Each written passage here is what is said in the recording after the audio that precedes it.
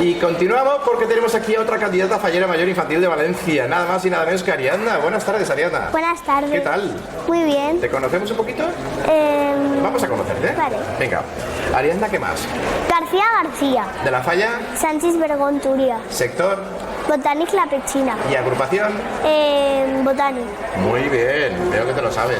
Dime tu fecha de nacimiento, Ariadna. 4 de diciembre del 2007. De 2007. Muy bien. ¿Cómo se llaman tus papis? Francisco García Salón y Noelia García. Y Noelia García también. García Noguera. Sí, señor. ¿Tienes hermanos? Sí, dos. Dos. ¿Cómo se llaman? Uno Alejandro y otro Noelia. ¿Noelia? ¿Como Sí. tu mami? Sí. Muy bien, pues le mandamos un besito, ¿eh? ¿A qué cole vas? Inmaculado Corazón de María. ¿Y a qué curso? Voy a pasar a cuarto.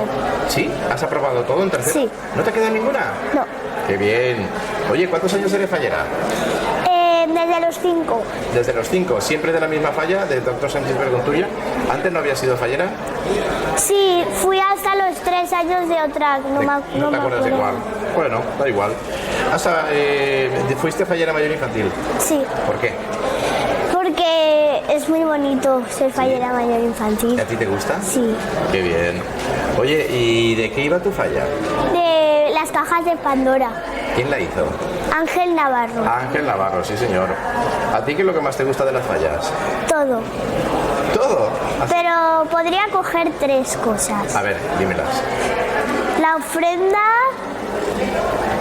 la gala de la agrupación y mi presentación. Ah, muy bien, pues me quedo con los 3.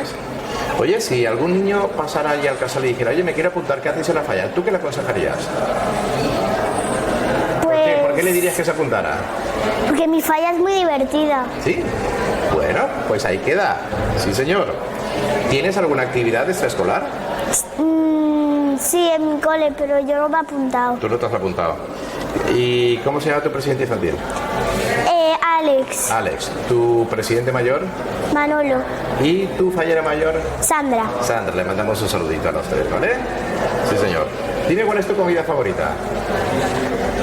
Hay muchas. Dime una. Paella. La paella, me la apunto. Una serie de televisión. Boing. ¿Y tu grupo cantante favorito?